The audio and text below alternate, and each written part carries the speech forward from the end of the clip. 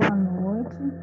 Essa é a nossa aula de número 10. Nós vamos continuar na apostila na página 89, onde nós vamos falar dos tipos de aterramento. Bem, a Associação Brasileira de Normas Técnicas, a ABNT, possui uma norma que rege o campo das instalações elétricas em baixa tensão. Baixa tensão, conforme a Associação Brasileira de Normas Técnicas, é considerada 1000 volts, é considerada baixa tensão. Nós temos a norma NBR 5410 de 2004, que define a simbologia para classificar os esquemas de aterramento em baixa tensão em função de uma fonte de energia elétrica. A fonte de energia elétrica dispõe a alimentação para as cargas, equipamentos, máquinas, motores. Então, é a fonte de energia que alimenta todos esses equipamentos. Bem, mas eu vou voltar a falar um pouco sobre aterramento, mas o que é o aterramento? O aterramento elétrico nada mais é que colocar todas as instalações, todos os equipamentos, cargas, motores, máquinas elétricas, no mesmo potencial elétrico, no mesmo ponto em comum, de modo que a diferença de potencial, ou seja, a tensão elétrica, entre o equipamento e a terra, seja o menor possível. Então, o ponto comum entre todos os equipamentos será o potencial terra. Então, todos os equipamentos, todo o circuito que rege os equipamentos, as cargas, os motores, estão no mesmo potencial, que é o potencial igual a zero, que está aterrado, está ligado à terra. Então, é isso que é aterrar, colocar todos os equipamentos, todas as máquinas e motores no mesmo ponto elétrico, no mesmo potencial elétrico, no potencial terra, um potencial comum em todas as instalações.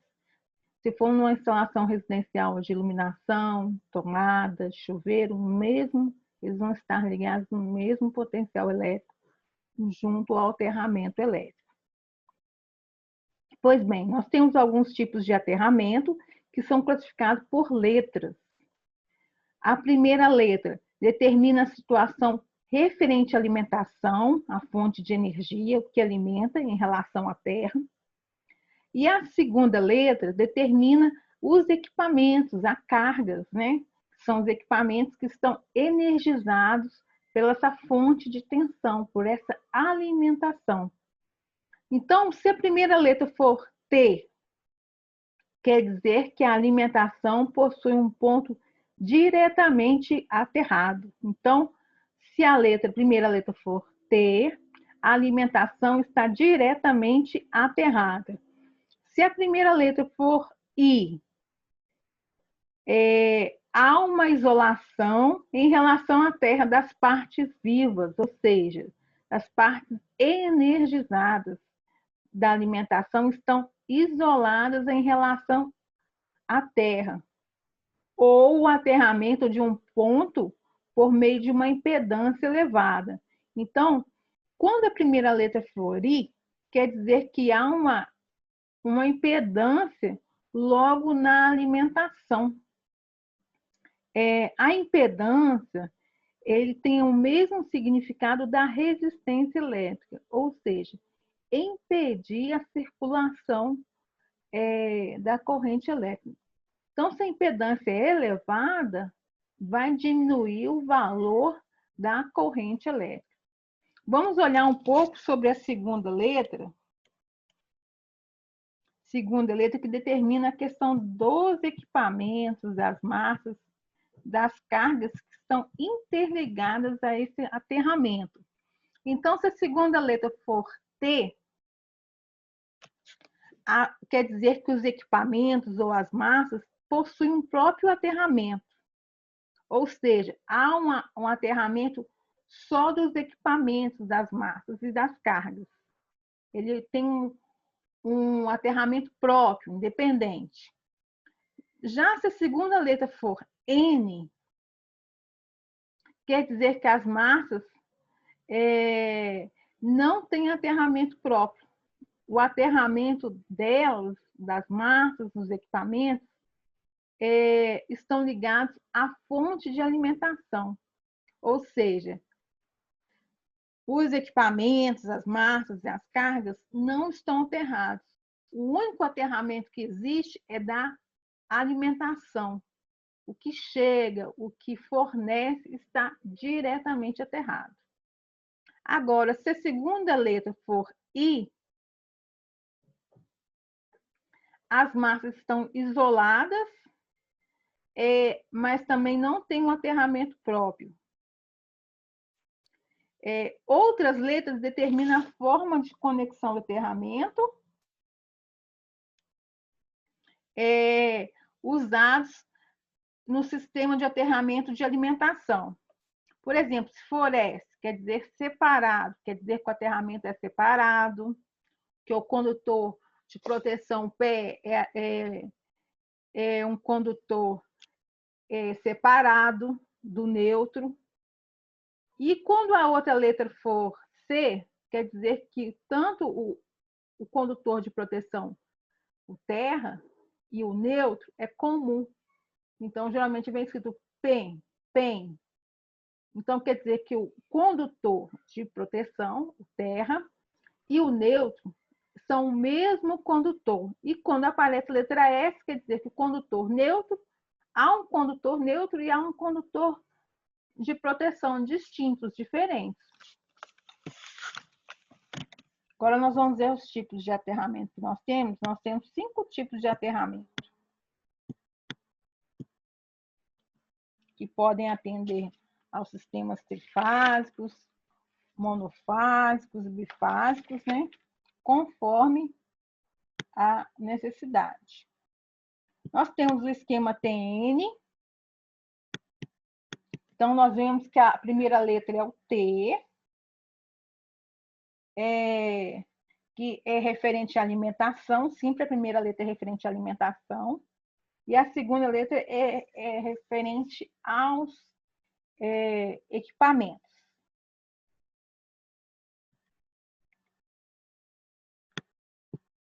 Então, nós temos, dentro do esquema TN, nós temos 3 tipos de aterramento. Geralmente, o esquema TN, temos a alimentação aterrada, que é o neutro aterrado. Então, a gente tem 3 tipos, por exemplo. O TNS. Então, a primeira letra é o T, quer dizer que é referente à alimentação aterrada. A segunda letra é referente às massas, os equipamentos. O S quer dizer que o condutor neutro e o condutor de proteção PE, eles são distintos. Nós temos 2 condutores, um para cada situação, para o neutro e outro para o proteção. Então, nós temos aqui a alimentação aterrada. Vou ter que colocar aqui um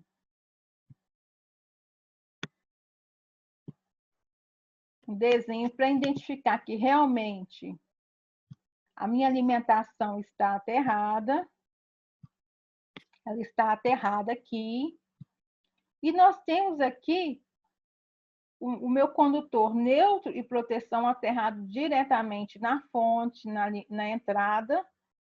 Porém, como a descrição aqui fala que o condutor de proteção, PE, e o neutro são distintos, diferentes, são condutores diferentes.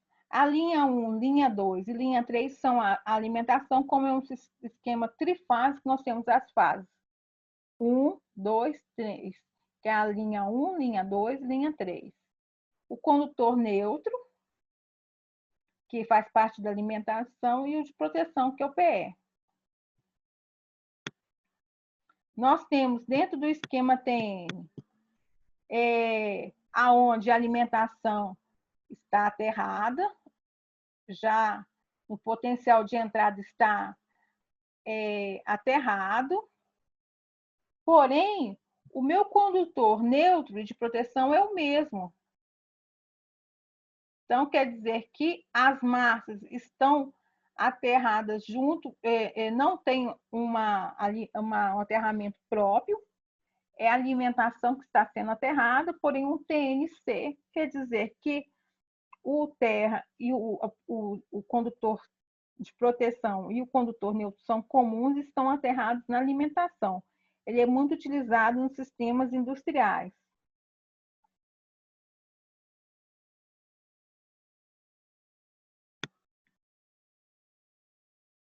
Nós temos um outro tipo de aterramento TN, que é o TNCIS, que ao mesmo tempo que o condutor de proteção e neutro são o mesmo, eles são separados. Esse é de um tipo de aterramento, e as massas dos equipamentos não têm o aterramento próprio. O aterramento das massas dos equipamentos junto com a alimentação. A alimentação é aterrada. As massas dos equipamentos usufruem do aterramento da entrada do circuito, da alimentação. Ele, ao mesmo tempo que o condutor de proteção e neutro é o mesmo, é distinto.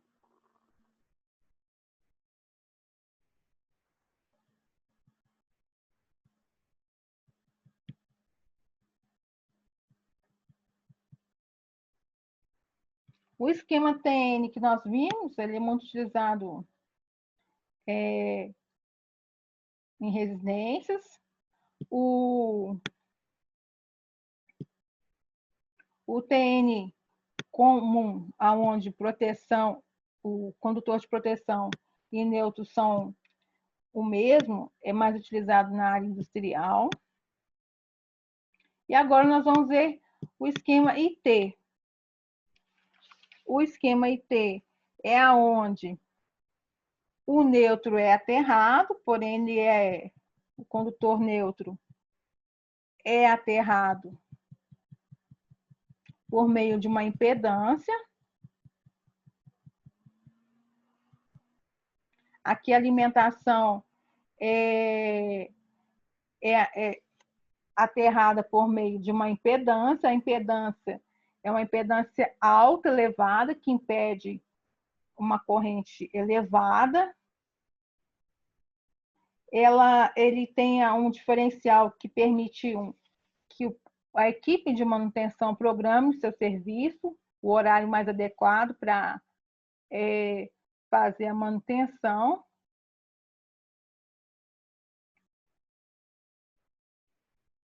Ele não é empregado em circuitos residenciais. E a gente pode perceber também que a massa aqui, que são os equipamentos, tem o seu aterramento próprio, né? Então, quando a letra inicial é diferente de T, quer dizer que o equipamento tem o seu aterramento próprio.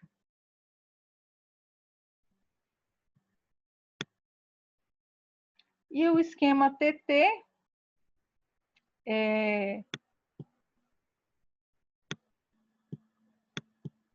onde é um esquema que nós temos a alimentação aterrada e o equipamento aterrado, a massa aterrada. O esquema de alimentação, ele tem um esquema alimentação aterrada, com a proteção, e a parte da massa do equipamento tem um aterramento independente. Então, a primeira letra T quer dizer que quando a letra é T, a primeira letra quer dizer que a parte da alimentação é aterrada, e quando a letra é diferente de N, segunda letra, quer dizer que pode ser que as massas, os equipamentos são, quer dizer que a massa, os equipamentos têm um aterramento próprio, independente da alimentação. Ele é muito utilizado em prédios, né?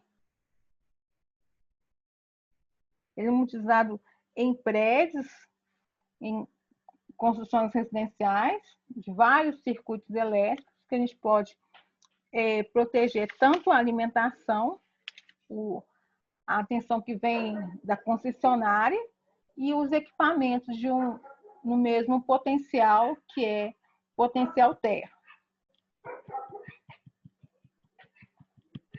Passando aqui, nós vamos falar um pouco, eu vou compartilhar mais uma tela, que a gente vai falar um pouco sobre a NR10, que é a norma regulamentadora, NR, norma regulamentadora de segurança nas instalações e serviços em eletricidade. Todo eletricista, todo técnico elétrico, ele é necessário fazer o curso de NR10, aonde são as orientações mínimas, requisitos mínimos, que tem o objetivo de implementar as medidas de controle em sistemas preventivos. Então, as orientações da NR10 são de caráter preventivo, controle e prevenir nas instalações e serviços em eletricidade. Então, são requisitos mínimos, né? A NR10, condições mínimas também, mas que se caso a empresa, o empregador quiser fazer a mais, é importante para prevenir e cuidar da saúde e integridade física do trabalhador. Então, o objetivo a NR10 estabelece requisitos mínimos, né, e condições mínimas de medidas de controle e prevenção, com a finalidade de garantir a segurança e saúde dos trabalhadores, que pode estar direta ou indiretamente trabalhando nas instalações elétricas e serviços de eletricidade. Bem, eu vou falar um pouco da aplicação da norma. A aplicação da norma, ela atende desde a geração, da transmissão e da distribuição de energia elétrica, como nos projetos de instalações elétricas, em serviços de instalações elétricas de extra alta, alta, baixa e extra baixa tensão. Então, ela aplica em todas as fases de energia elétrica, desde a geração, distribuição e consumo dessa energia elétrica. Consumo pode ser na indústria, no comércio, nas residências, tá?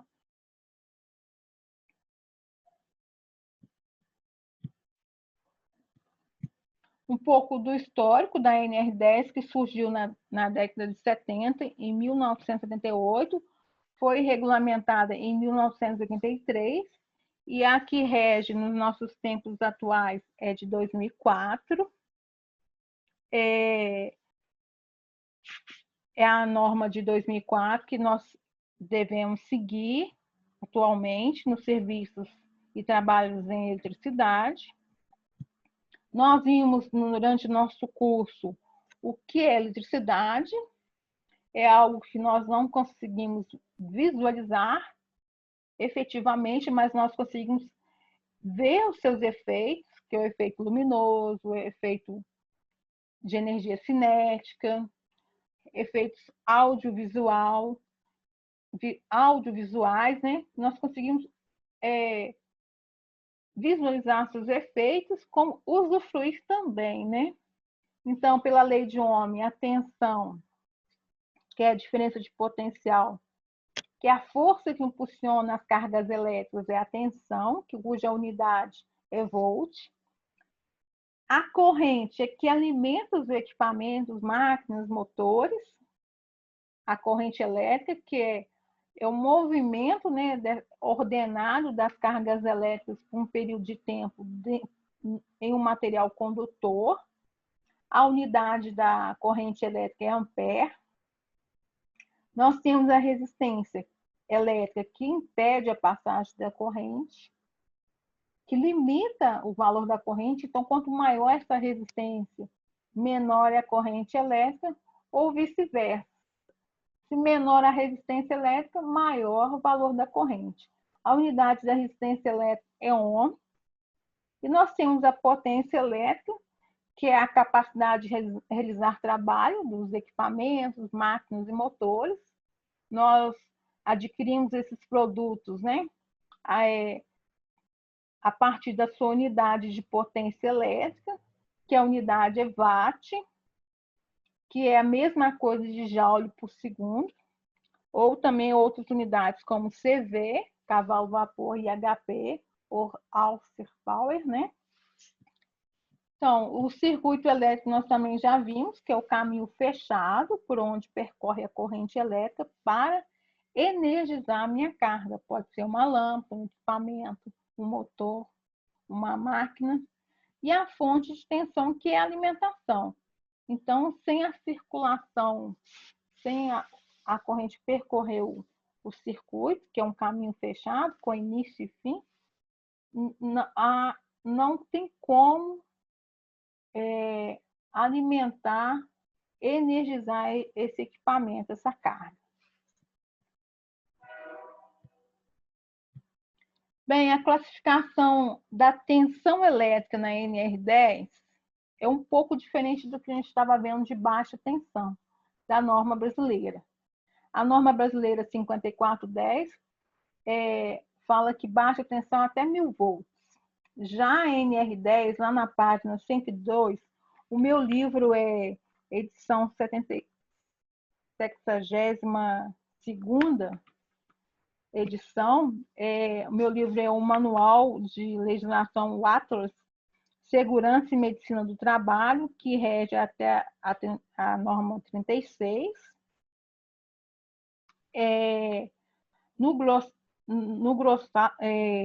Lá na página 112, fala das classificações da tensão elétrica. Não é uma tabela assim, mas tem um texto discriminatório. É considerada alta tensão a tensão superior a 1000 volts alternado e contínuo superior a 1500 volts. É considerado baixa tensão para a NR10 a tensão superior a 50 volts e inferior a 1000 volts alternado. A tensão contínua é considerada baixa tensão superior a 120 volts, inferior ou igual a 1500 volts.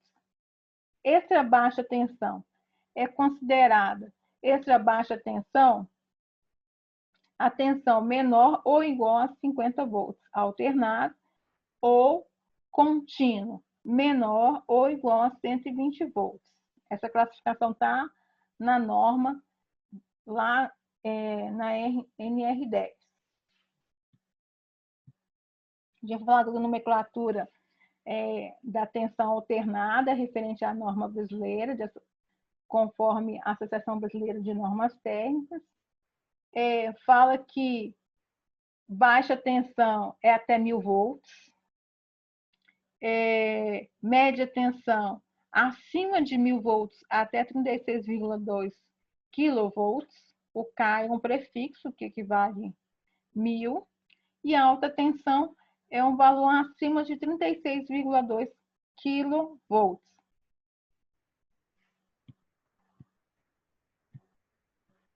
Que está sempre atento à orientação da norma, como a classificação de tensão, a norma NR10, e a classificação brasileira, né? A brasileira. Bem, a área classificada, quando vocês estiverem trabalhando com segurança do trabalho, vocês vão está sempre dependendo do local de trabalho, do ramo de trabalho também, lidar muito com esse termo de área classificada, ou seja, que é a área que tem um potencial de uma ocorrência de uma atmosfera explosiva. Por exemplo, um caminhão, um local de posto de gasolina, porque o combustível emite um vapor, é uma área classificada porque é uma área que tem um potencial de explosão muito alto, não só pelo vapor do combustível, mas pelo próprio combustível. É uma área classificada como uma área explosiva. Que qualquer faiscamento, qualquer centelha pode ocorrer uma explosão. Vamos falar um pouco do perigo da eletricidade. A pessoa é advertida, porque muitos acidentes ocorrem que a pessoa é consciente do risco que está correndo, ou ela faz por modo de inconsciente, mas a pessoa é advertida, ela é informada do risco, ela tem conhecimento suficiente para evitar os perigos na eletricidade, mas mesmo assim ela quer testar a eletricidade, né? Então, utilizando equipamentos elétricos em regiões úmidas que conduzem, ele pode acontecer um choque elétrico, ele pode morrer eletrocutado e assim encostar na rede de baixa tensão ou até mesmo de alta tensão quando estiver fazendo algum trabalho próximo à rede elétrica.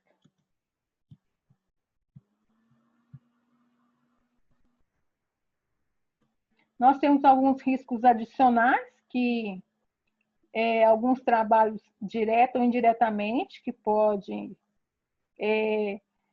afetar a saúde e integridade física do trabalhador,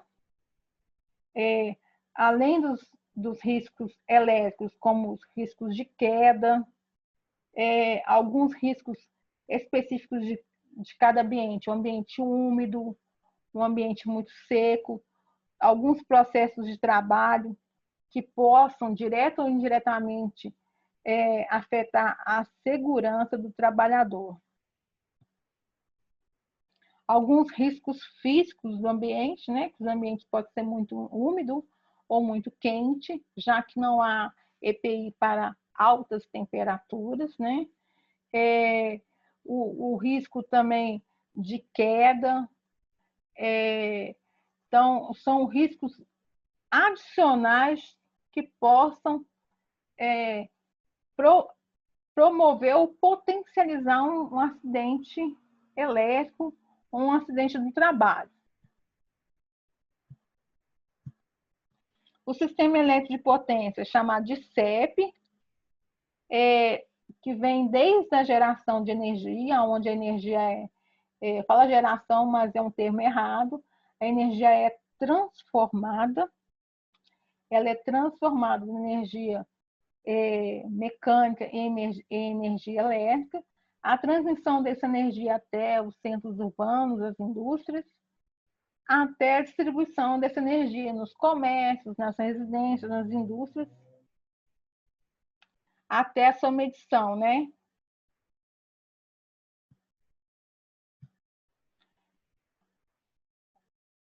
Bem, quem trabalha com eletricidade na área industrial, nós temos algumas denotações de área de risco. Está na norma NR10, que é delimitada a área de risco. Nós temos a zona de risco, é onde o potencial está energizado, é a área mais perigosa, que é a área de risco, aonde nós temos uma área de zona controlada e a zona livre, aonde o trabalhador está livre de qualquer potencial de risco. Então, a zona de risco é a zona mais perigosa, é aonde tem uma parte energizada, que não é separada, ou seja, não é segregada, acessível, inclusive, acidentalmente. Então, de acordo com a norma, quem pode estar presente na região de risco são os trabalhadores, os colaboradores autorizados com adoção de técnicas e instrumentos apropriados de trabalho. Eles estão autorizados, eles estão treinados, estão com instrumentos apropriados, que são os EPIs, equipamentos de proteção individual e equipamentos de proteção coletiva. Só eles que têm autorização para adentrar nessa região de risco. Na região controlada é onde há o entorno da parte condutora, não separada, não segregada, ou seja, não separada, acessíveis a dimensões de nível de tensão, porém, como é uma região mais controlada, a aproximação é só apenas de profissionais autorizados. Também nós temos o trabalho próximo à área de risco, né? E nós conseguimos perceber aqui pela imagem que quando o trabalhador chega próximo à área de risco, mas na área controlada,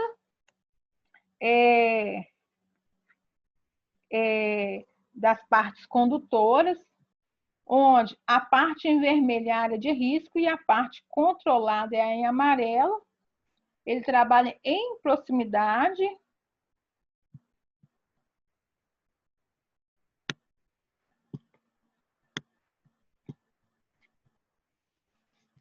Porém, ele tem que estar treinado, qualificado, com ferramentas adequadas, isoladas, utilizando os equipamentos de proteção individual e coletivo. Porém, nessa imagem aqui, onde o rapaz está fazendo a poda da árvore, próximo à rede de baixa tensão ou alta tensão, rede elétrica, ele está numa área, numa zona de risco. Ele está próximo a uma zona energizada. Então, qualquer situação, qualquer falha, ele possa sofrer um acidente. Então, nós temos aqui as definições, as delimitações das áreas de riscos e as áreas controladas. A zona livre é a zona que livre de ponto energizado, ponto condutor. Nós temos a zona de risco, que é o ponto de energia, onde tem ponto energizado de energia elétrica. Nós temos uma parte controlada e a área livre, né? Onde a gente RR, que é limitada a zona de risco e zona controlada, o raio de delimitar a zona de risco e a zona entre a zona de risco e a zona controlada, e RC, que delimita a zona entre a zona de controlada, o raio entre a zona controlada e a zona livre. Essa figura também, essa delimitação também está na norma NR10. Tá, no meu livro, está na página 114, que são as definições de um anexo 1, definições de zona de risco e zona controlada, desses raios que são as distâncias entre as zonas, né, de risco, entre a zona de risco e a zona controlada, e da zona de controlada e a zona livre. Tá?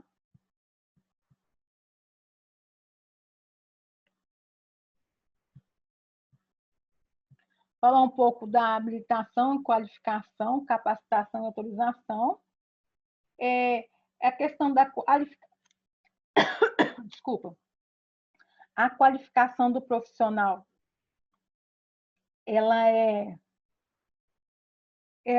regida pelo sistema de ensino oficial, no caso, o curso técnico, onde tem um curso, ele é qualificado através de um curso em eletricidade, e o curso de qualificação, que pode ser desde uma capacitação, um curso técnico.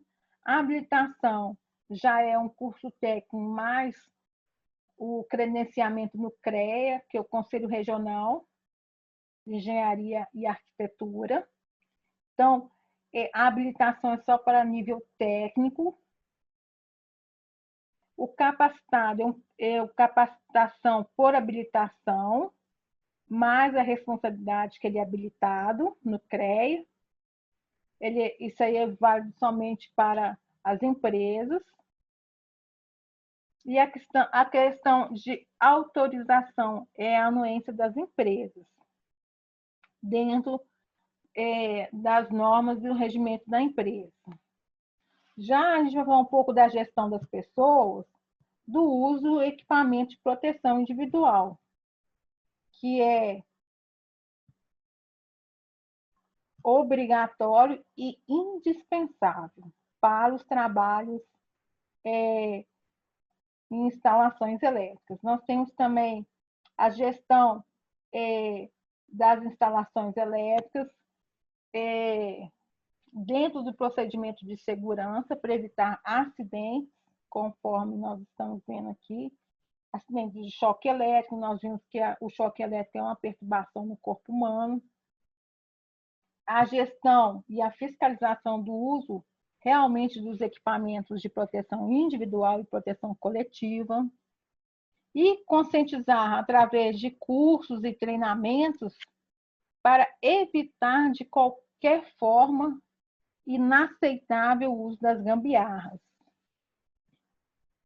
Conscientizar as pessoas através da educação, através de treinamento, através de palestras, do fim das gambiarras, né?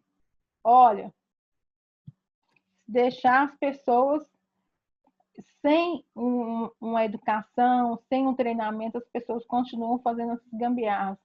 O fio de energia elétrica passando pela residência.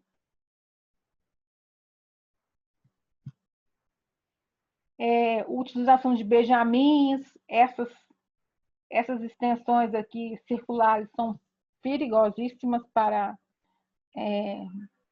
potencializar incêndios, os benjamins também. Colocar os fios sem uma tomada adequada também é um gatilho para o incêndio.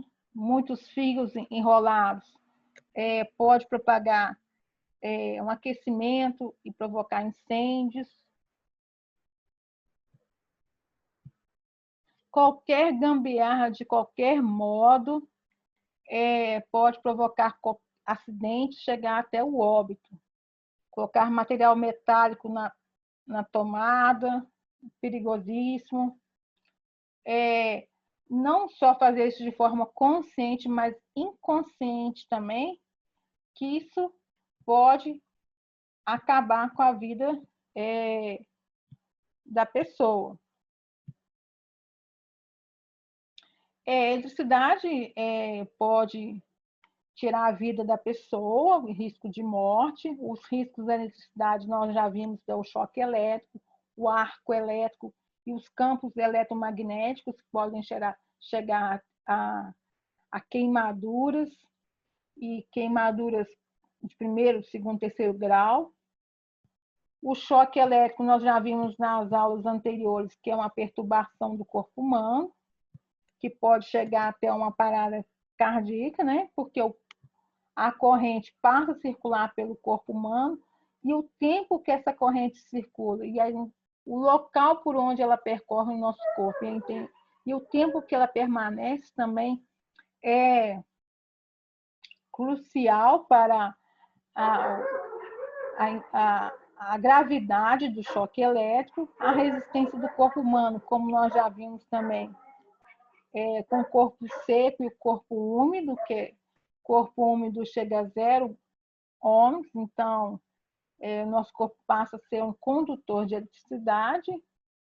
O percurso da corrente no corpo humano o percurso mais grave é quando passa pelo coração, que pode provocar fibrilação, né, cardíaca.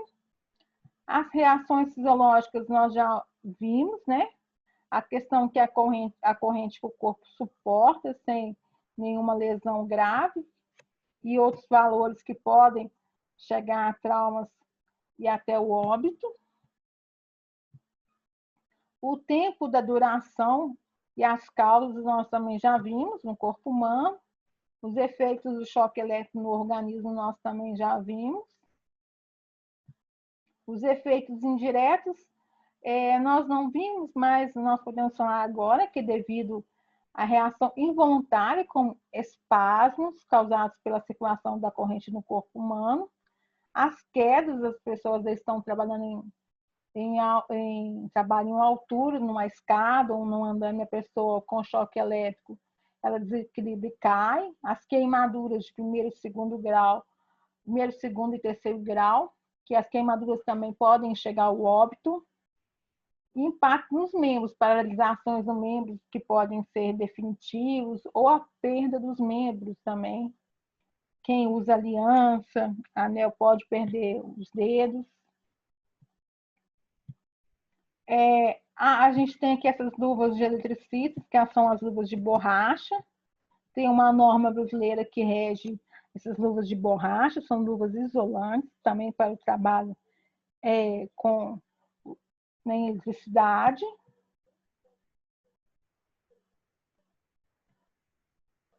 A classificação e as cores conforme o valor de tensão que é a instalação elétrica, conforme a NBR 10622 de 89, então a cor laranja é a tensão mais alta.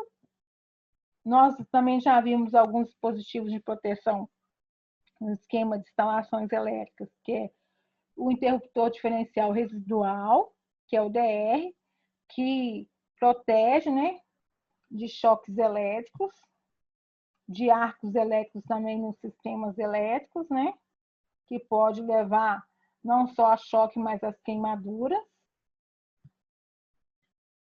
Bem, aqui dentro da área industrial nós temos algumas etapas de desenergização dos sistemas elétricos para manutenção preventiva ou manutenção corretiva.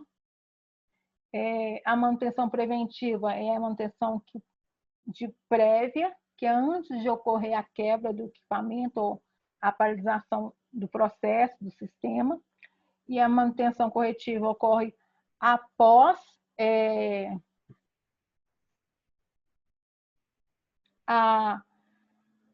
quando ocorre a falha, a quebra do equipamento.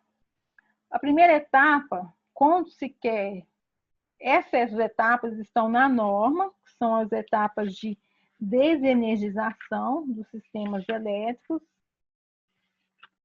Eu vou olhar depois a página exata e falo com vocês, que são medidas de controle e prevenção. Primeira etapa, antes da manutenção, desligar. Não se faz a manutenção em eletricidade com os equipamentos energizados, salvos em alguns equipamentos específicos, alguns sistemas específicos que não podem ser desligados. Então, primeira etapa, algumas manutenções em linhas vivas, ou seja, as linhas energizadas são realizadas com esses equipamentos energizados, tá?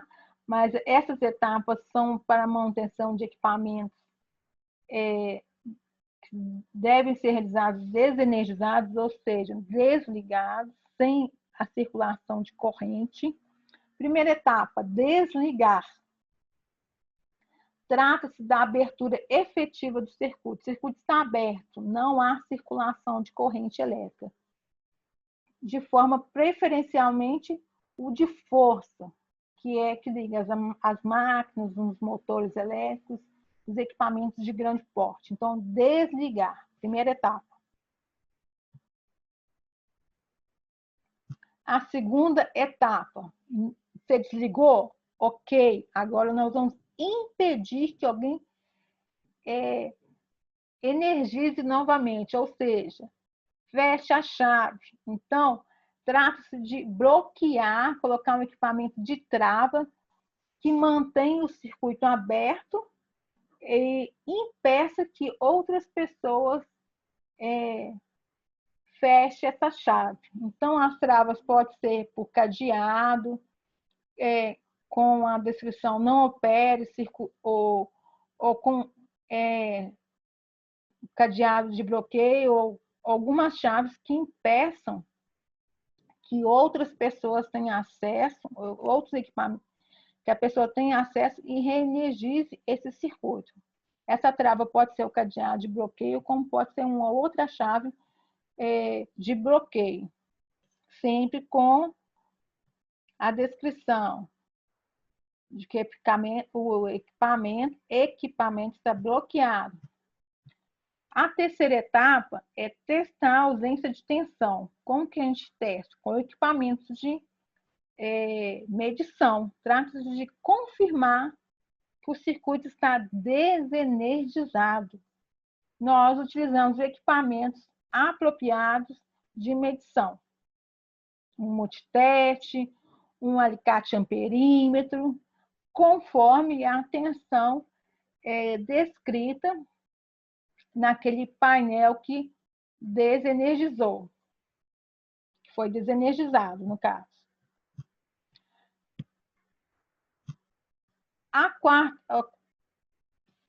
O quarto procedimento, ou quarta etapa, é o aterramento temporário, ou seja, colocar todos os equipamentos no mesmo potencial comum.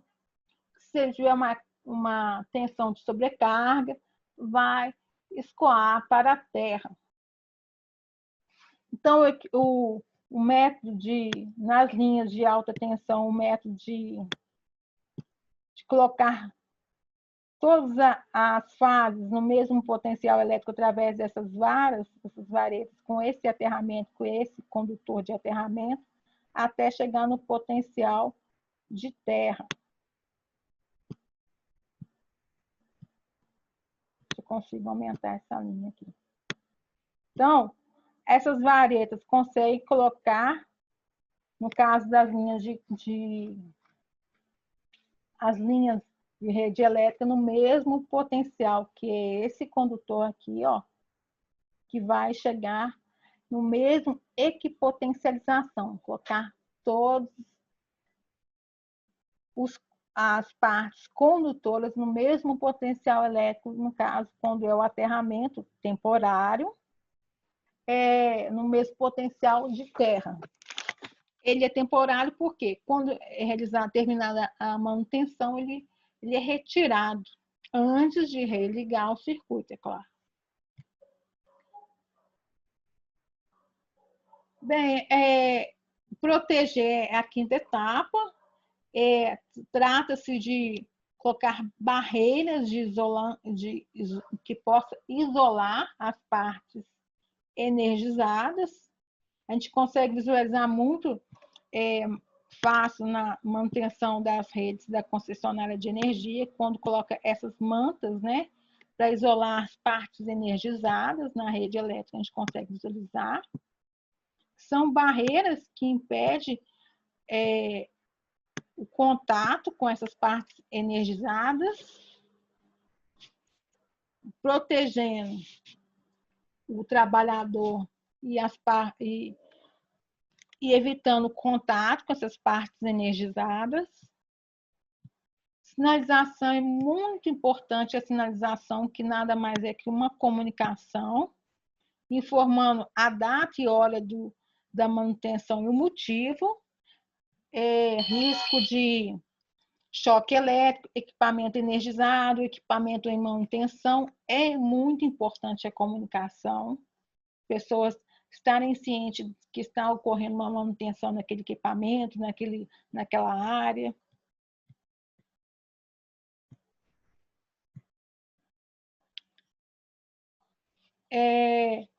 A questão da proteção coletiva, nós terminamos na 6ª etapa de sinalização. E quando terminar a manutenção, antes de energizar o circuito, vai se retirar o aterramento,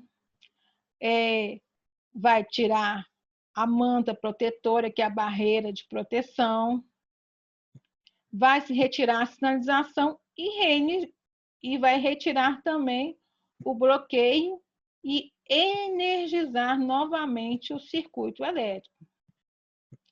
No caso da proteção coletiva, a prioridade é desenergização, tirar a alimentação do circuito.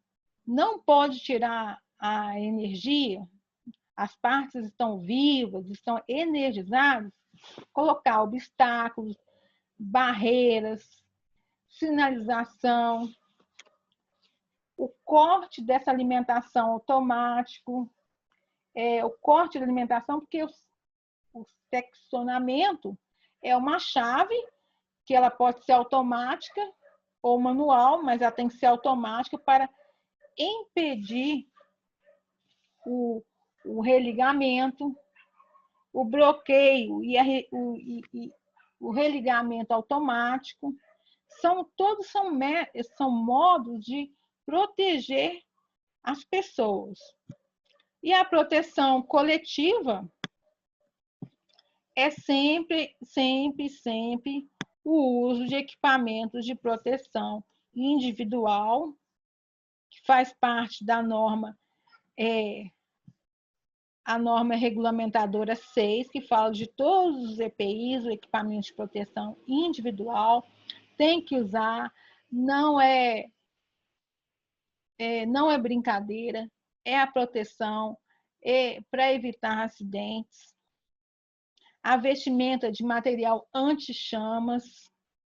É proibido utilizar adorno como os anéis, cordões, pulseiras, brincos, materiais condutores. É proibido. O material que conduz no corpo da gente pode perder os membros. Quem utiliza aliança tem que tirar, senão vai perder o dedo.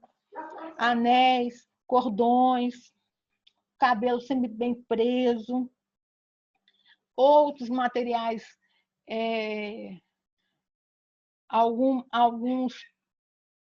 alguns piercings, né, que ficam no rosto, no nariz, nas orelhas, também tem que ser retirados. Material metálico conduz, ouro conduz, prata conduz. A gente pode perder algum membro. Essa classificação das luvas de borracha já foi descrita anteriormente. A cor é referente ao valor da tensão e a classe. A classe e a cor mais elevada é a classe 4 e a cor laranja, que é 36 kV. Também tem que utilizar na manutenção de equipamentos de tensão elétrica, que são as luvas, o teste de método de proteção, e tem todos os equipamentos de proteção individual, tem um certificado, o CA, certificado de autorização. Deixa eu dar uma olhada aqui, só um minutinho. Perdão, certificado de aprovação, que é o número que indica o equipamento de proteção individual de fabricação nacional ou importado, só poderá ser posto à venda ou utilizado com a indicação do certificado de aprovação, que é o CA. É um número que fica expedido no próprio equipamento, que é expedido pelo órgão competente, no caso que ele fica no próprio equipamento, na botina, tem o número de CA, cada equipamento de proteção individual tem o seu próprio CA. Então, quando a pessoa recebe, é escrito na ficha dele. Fulano recebeu a luva de proteção com CA. Então, já é uma maneira de cobrar que ele utiliza. Ele recebeu e comprovar se ele está usando o equipamento que foi designado a ele. Esse eu li na norma NR6, no meu livro, na página 79. A vestimenta anti-chamas, eles falam vestimenta NR10, mas é o equipamento, é um tecido que é modificado na estrutura química dele, né? Na estrutura química dele, ele foi modificado e o material com uma fibra inerente resistente a calor e a chamas, que é chamado de material Nomex, que ajuda a proteger uma ampla variedade de profissionais. Você pode perceber que ele não tem zíper, ele tem o velcro de proteção, porque o zíper também é um material metálico, pode conduzir e pode, numa situação de acidente, machucar o trabalhador. Então, ele não tem zíper, não tem botão, o velcro que fecha as... não, tem botão sim, eu estou mentindo, tem botão. O mínimo possível, mas tem. E o que faz o fechamento é o velcro, né? Que protege o trabalhador em caso de acidente, né? Em caso de uma explosão. Bem, como foi dito anteriormente, a segurança nos projetos elétricos, sistema de bloqueio, bloqueio do sistema elétrico, do circuito elétrico de manutenção, determinar o espaço seguro, o aterramento elétrico do sistema elétrico, da planta elétrica, da região onde tem um circuito elétrico é indispensável.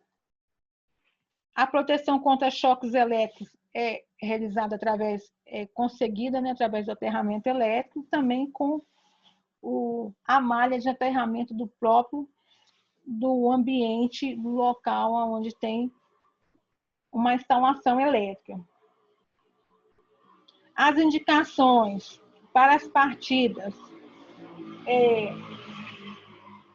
a cor verde indica desligado e a cor vermelha ligado. Tá? Nós temos alguns dispositivos de proteção que nós já vimos anteriormente, contra surto e contra sobrecargas, que é o DPS, que fica instalado junto ao disjuntor, antes até do disjuntor, que ele protege, ele abre o circuito pedindo que essas correntes de sobretensão cheguem às instalações elétricas. A questão também do terceiro plug, que é o plug de proteção também, nas tomadas, macho e fêmea, e o direito de recusa do trabalhador, quando ele sentir que a atividade que ele vai exercer, ele está correndo algum risco, ele tem esse direito de recusa. O trabalho utilizando alta tensão é necessário curso de NR10, 40 horas, ele é válido por 2 anos. Após 2 anos, quem tem um curso tem que fazer uma reciclagem de 20 horas. O trabalho é acompanhado, nunca é sozinho. Há necessidade de uma ordem de serviço ou de um plano de trabalho. Antes de executar a ordem de serviço, é necessário fazer uma avaliação prévia dos riscos, que pode se chamar de APR ou APT, que é a análise preliminar de risco, onde o próprio trabalhador que faz, que estima os riscos que ele está sendo submetido naquele local de trabalho, e as medidas de controle que ele vai executar e prevenção. A zona de risco, que é a zona onde há a parte condutora energizada, o bloqueio e religamento automático do sistema elétrico, a utilização de ferramentas isoladas e testadas. As ferramentas têm a parte metálica, mas tem que ter a parte de isolação, onde o trabalhador está em contato. E a comunicação sempre, sempre permanente, através de sinalizações, através de e-mails, através de ordem de serviço, autorização para prestar o serviço, a comunicação permanente através dos cursos e treinamentos, a conscientização do trabalhador diante dos riscos que ele está exposto, sempre tem que ser feita uma comunicação através do DDS, diário de serviço, sempre ele tem que estar ciente dos riscos, das medidas de controle e as medidas de prevenção. Sempre eles têm que estar ciente disso e ciente da necessidade e do uso obrigatório do EPI, e que os equipamentos de proteção individual e os equipamentos de proteção coletiva. Bem, hoje foi só uma primeira parte da NR10, a gente vai continuar falando ainda sobre ela, sobre as medidas de controle, de prevenção, a questão do curso, quem ministra o curso de NR10, quem faz, a questão da reciclagem, a questão também da aplicação da NR10 junto, a questão trabalhista, a questão de receber a periculosidade, tá? A gente vai falar um pouco mais disso um pouco mais à frente, ok? Mas por hoje é só.